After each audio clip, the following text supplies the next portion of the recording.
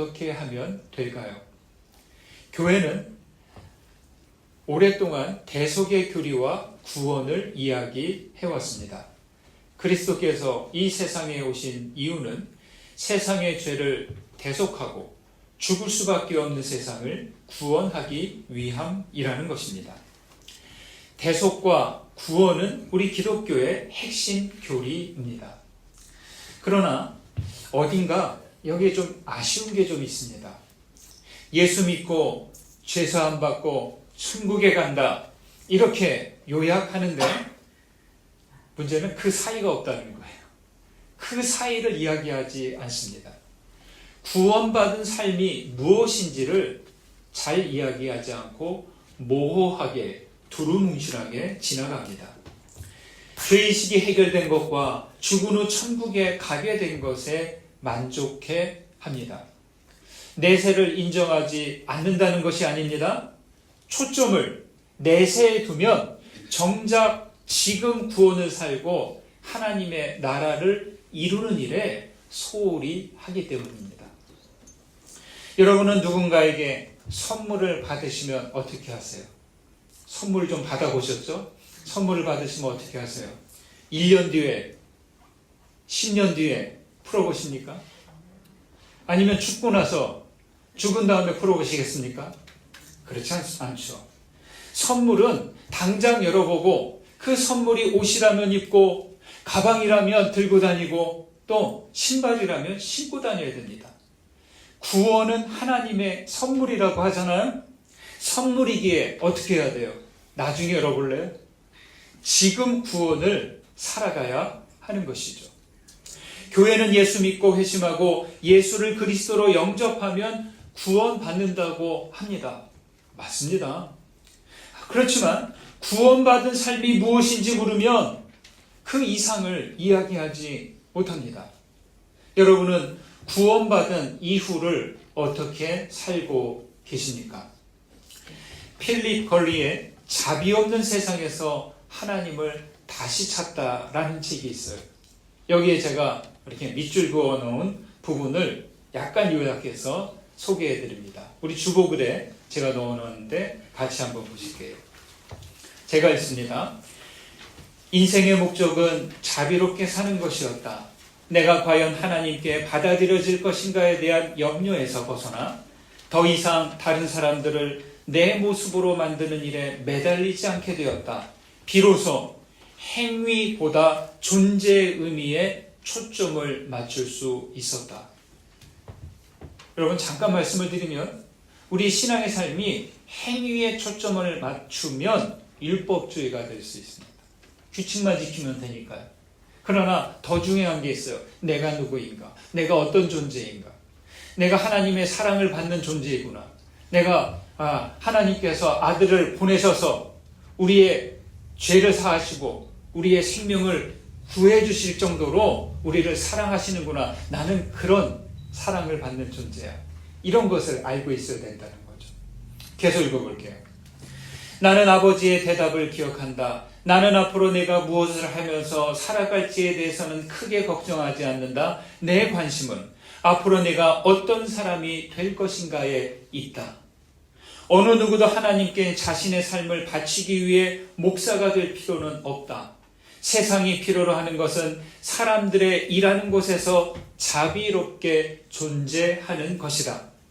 영혼을 구원하는 것은 교회의 부름에 응답하는 것이 아니라 우리가 매일 마주하는 자들에게 자비로이 응답하는 것이다.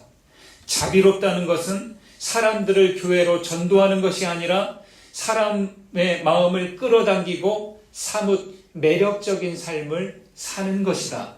삶의 목적은 더 많은 기독교인을 배출하는 것이 아니라 마태복음 5장 16절 이같이 너희 빛이 사람 앞에 비치게 하여 그들로 너희 착한 행실을 보고 하늘에 계신 너희 아버지께 영광을 돌리게 하라. 이렇게 끝냈습니다. 여러분, 하나님은 세상의 생명과 죄 용서와 자비와 구원이라는 선물을 주셨습니다. 우리는 이미 구원이라는 선물을 받았습니다. 구원을 받았으니 이제 어떻게 해야 돼요? 구원을 살면 되는 거죠. 어떻게 구원을 삽니까? 생명을 존중하고 좀 마음에 안 들어도 사람들을 좀 용납하고 자비롭게 살아가는 거죠.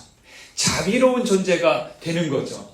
부디 구원받은 삶을 나중으로 미루지 마시고 매일 자비와 사랑으로 구원을 살아가시기를 주님의 이름으로 축원드립니다. 아멘.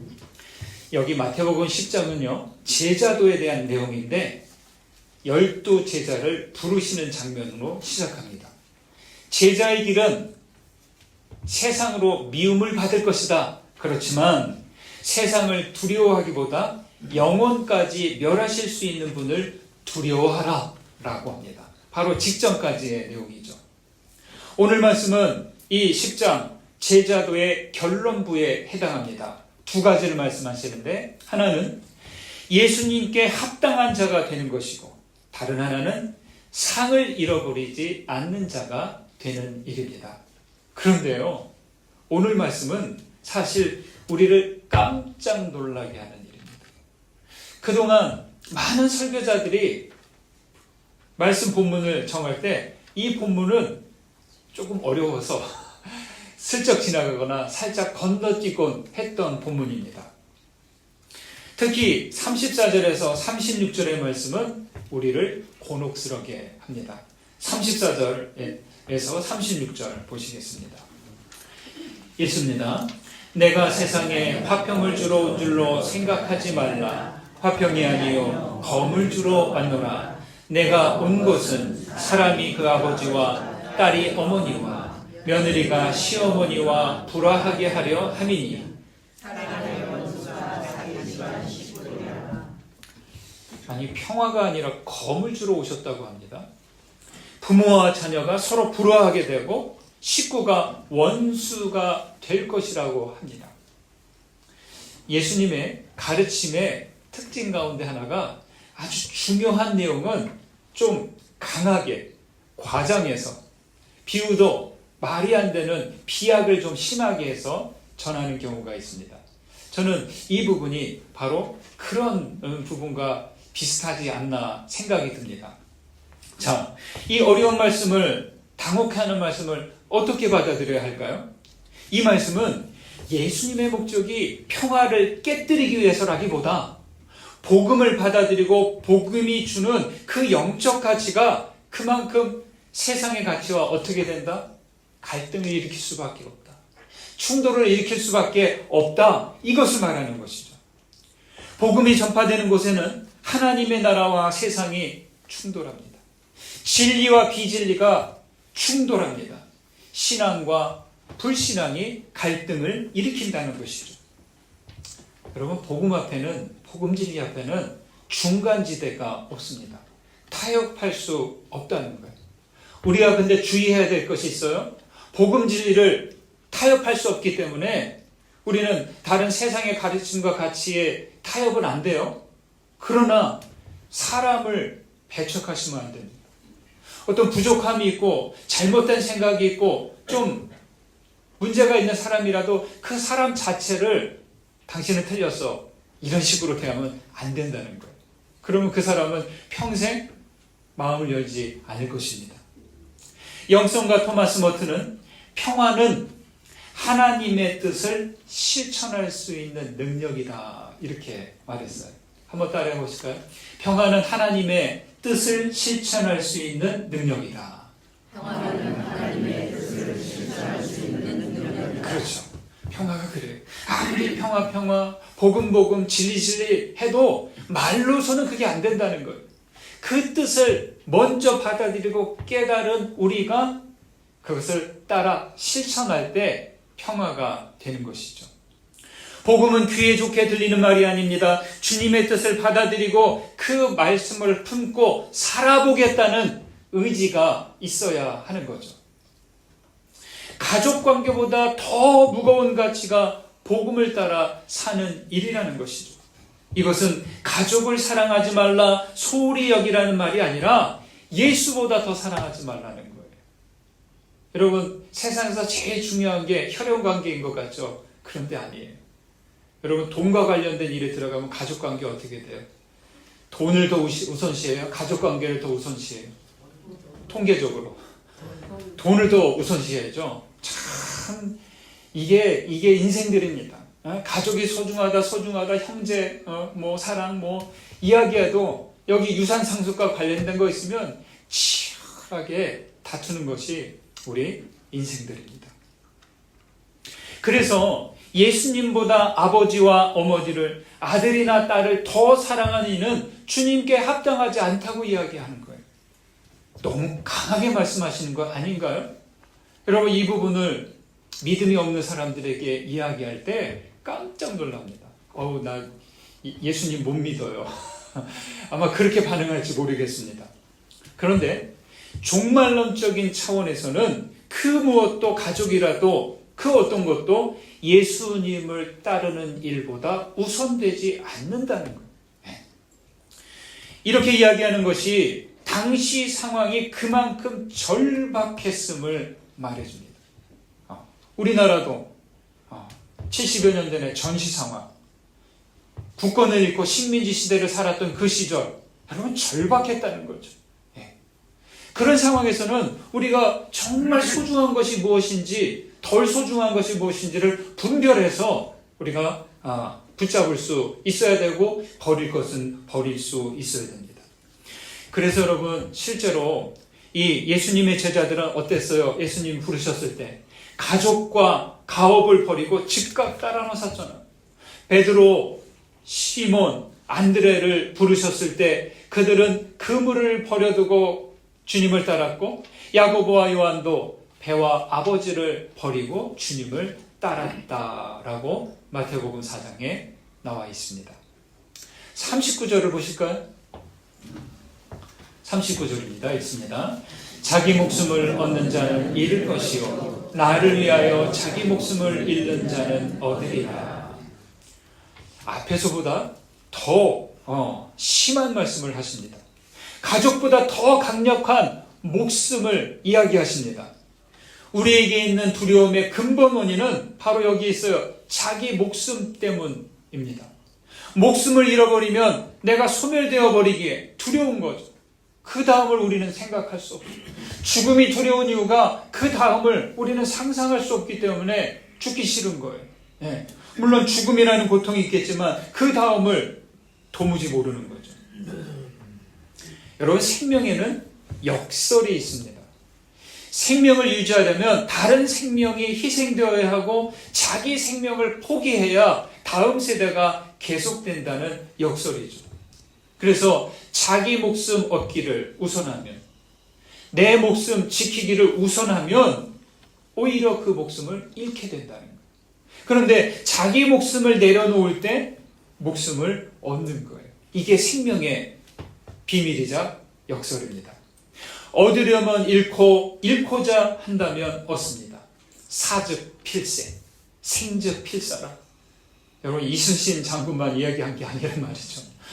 모든 인생이 그런 거예요. 모든 생명이 죽으려고 하면 사는 것이고 살려고 하면 죽는 것이죠. 신앙의 비밀이 여기 있습니다. 이것을 말로 설명할 수 없어요. 예수님은 많은 가르침을 주시고 비유를 통해서 하셨지만 이 부분은 말로 안 돼요. 그래서 어떻게 하셨어요? 주님도 결국 십자가로 보여주셨던 것이죠. 순회 선교단이라는 선교 공동체가 있어요. 예전에, 요즘도 하는지 모르겠지만 복음학교 이런 것을 통해서 월요일 아침 8시부터 토요일 저녁 8시까지 5박 6일 동안 그냥 그 장소에 가둬놓고 복음에 대해서 이야기하는데 무척 힘든 시간이었어요. 이 순회 선교단 대표 선교사님이 그때 자기 공동체를 소개하는 거예요. 제가 이제 거기에서 나누는 내용을 다 동의하지는 않지만 딱 듣는 가운데 끄덕이고 참 움찔했던 그 내용이 있습니다. 뭐냐? 자기 공동체에 이 순회 선교대에 들어가려는 사람은 은행 잔고를 제로로 만들어야 돼요. 자기의 자산, 모든 것을 다 내려놓고 누구한테 주든지 그냥 넘기든지 하여튼 그거를 다 털고 오직 달랑 몸만 들어와야 한다는 거죠. 여러분, 어떻게 자기 소유 하나 없이 살 수 있을까요? 그런데 그렇게 한다는 거예요. 그래서 자기들은 어떻게 하느냐? 오직 하나님만 의지하고 공동생활을 하면서 선교회를 운영한다는 거죠. 그 이야기를 하면서 저는 정말 말도 안 돼. 그냥 기준만 세워놓고 적당한 선에서 하는 거 아니야? 그렇게 생각을 했는데 그렇지 않았습니다. 그러면서도 자기 목숨보다 하나님의 선교를 위해 헌신하는 그들의 결기에 뜨끔했습니다. 39절의 말씀은 요한복음 12장 24절의 말씀을 생각나게 합니다. 한 알의 밀이 땅에 떨어져 죽지 아니하면 한 알 어떻게 있어요? 그대로 있고 죽으면 많은 열매를 맺느니라. 여기서 죽는다는 것은 소멸하고 사라진다는 게 아니라 자기를 부정하는 것, 새로운 변화를 위해서 자기를 희생한다는 것을 의미하죠. 여러분, 자기 목숨을 얻으려면 잃습니다. 자기 목숨을 위하면 잃습니다. 그러나 그리스도를 위하여 목숨을 잃으면 얻습니다. 여기에 목숨을 얻으려면 잃고 잃으려고 한다면 얻는다. 근데 무조건 자기 목숨을 끊으라는 거 아니에요. 여기 뭐라고 해요? 그리스도를 위하여. 그리스도를 위해서 나를 부인하고 나를 부정하고 헌신하고 섬기고 나의 마지막 남은 것까지 내어드리는 그러한 믿음의 삶이 될 때 우리는 목숨을 얻는 거예요. 그런데 그 목숨이 뭐예요? 자기 목숨이 아니라 다른 목숨까지 살리게 한다는 거죠. 잃으면 그 다음 어둠이 있다는 거예요. 떨어진 밀알이 죽을 때 그 다음 어떻게 될지 모릅니다. 그런데도 자기를 내어놓는 것은 그 다음에 많은 열매를 맺을 것을 소망하기 때문이죠. 믿기 때문입니다. 여러분, 이것이 바로 예수 신앙의 역설이자 신비입니다. 주님께서 자기 목숨을 내려놓음으로 우리가 믿음의 열매가 된 거예요. 주님을 위하여 우리 자신을 드림으로 우리도 주님께 합당한 제자들이 되시기를 주님의 이름으로 축원드립니다. 40절과 42절을 보시겠습니다. 40절 있습니다. 너희를 영접하는 자는 나를 영접하는 것이요 나를 영접하는 자는 나를 보내신 이를 영접하는 것이니라. 42절 또 누구든지 제자의 이름으로 이 작은 자 중 하나에게 냉수 한 그릇이라도 주는 자는 내가 진실로 너희에게 이르노니 그 사람이 결단코 상을 잊지 아니하리라 하시니라.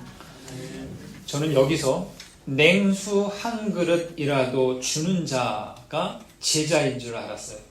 너희들이 내 제자가 되면 좀 작은 자들에게 좀 많지는 않더라도 있는 대로 시원한 물 한 그릇이라도 줄 아는 사람이 돼. 이런 내용으로 이해를 했거든요. 그런데 이 작은 사람에게 물 한 그릇이라도 주면 제자는 상을 얻을 것이다 이렇게 생각했는데 크게 그런 의미가 아니라는 거예요. 세번역에 이렇게 나와 있습니다. 이 작은 사람들 가운데 하나에게 내 제자라고 해서 냉수 한 그릇이라도 주는 사람은 절대로 자기가 받을 상을 잃지 않을 것이다. 이렇게 되어 있어요. 조금 이해가 더 쉽죠? 그러니까 여기 작은 사람들은 예수를 따르는 평범한 사람들을 가리킵니다. 여기서 알 수 있는 것은 41절에 복음은 선지자 같은 사람이나 전하는 게 아니라는 거예요. 의인이 될 정도로 자기를 철저하게 관리하는 그런 사람만, 특별한 사람들이 전하는 게 아니라는 거예요.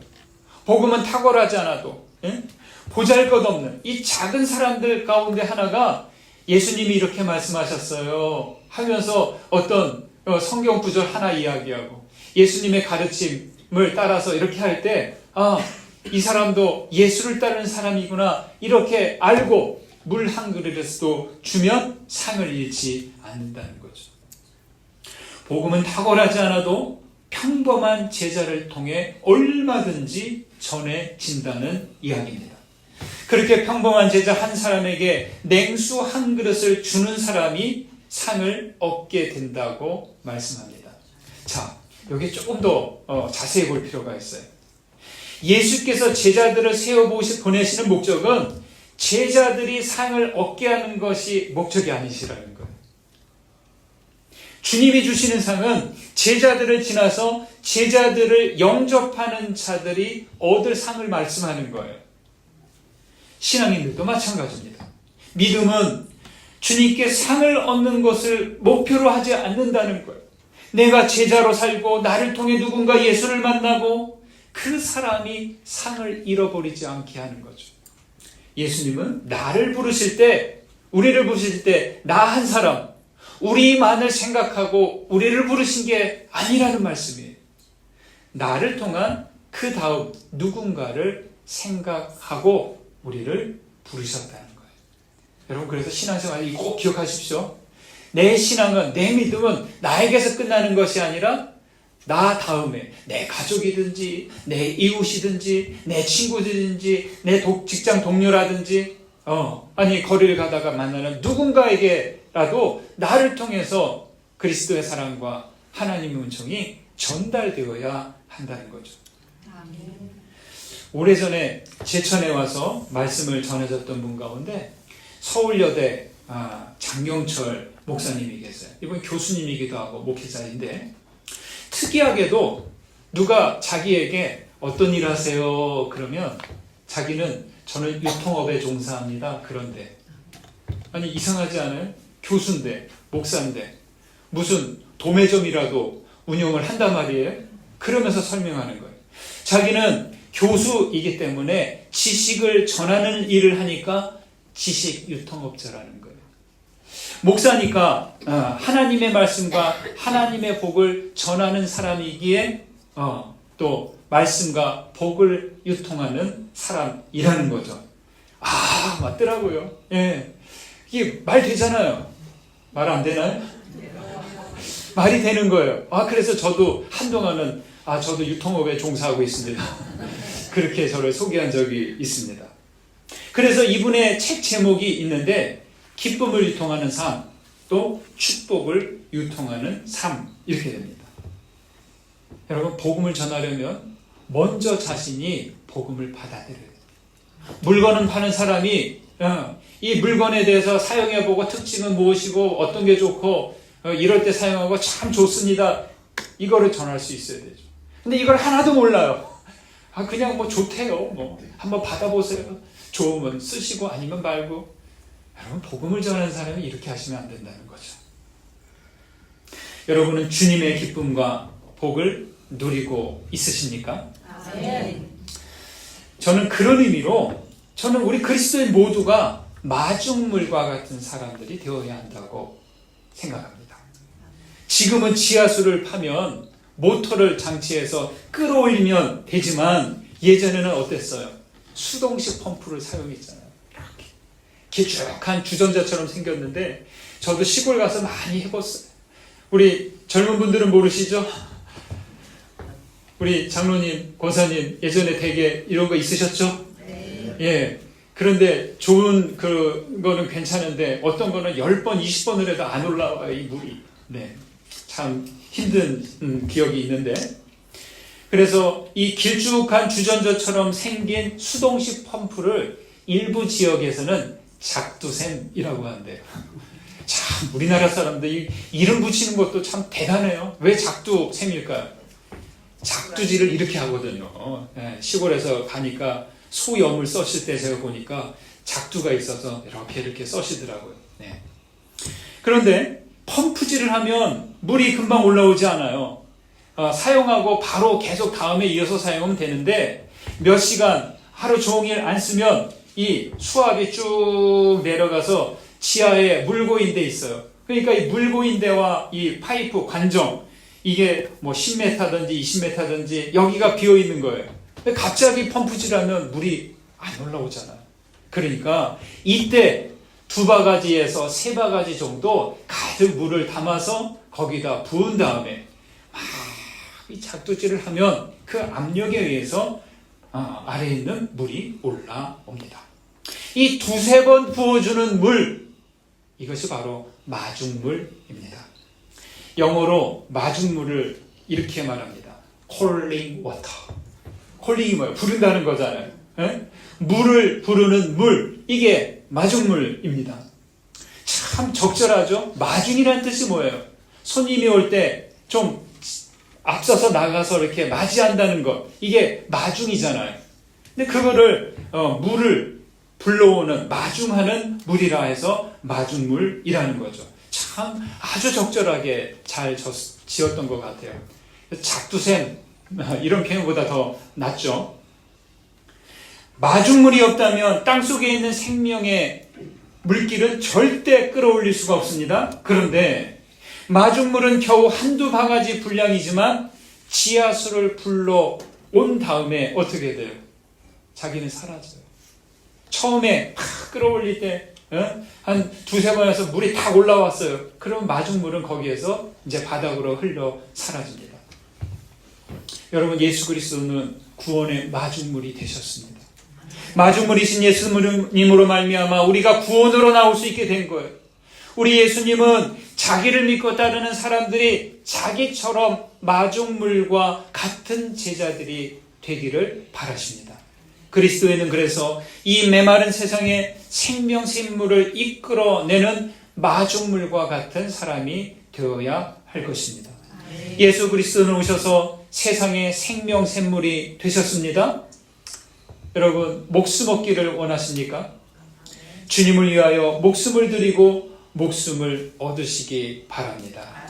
그리고 여러분이 복음의 마중물이 되어서 만나는 이들마다 구원과 사랑으로 나오게 되기를 주님의 이름으로 축원드립니다.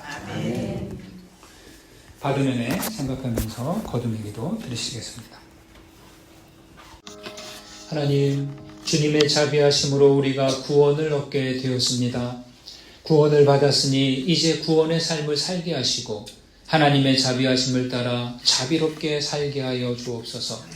주님, 무엇보다 누구보다 주님을 더 사랑하기를 원하나이다. 우리를 주님께 합당한 제자들이 되게 하시고 주님을 위해 목숨을 들여 목숨을 얻게 하옵소서. 구원의 마중물이신 예수님, 우리도 사람들에게 그리스도의 은혜와 진리, 하나님의 사랑을 이끌어내는 마중물이 되기를 원하오니 우리를 사용하여 주옵소서. 예수님의 이름으로 기도드립니다. 아멘.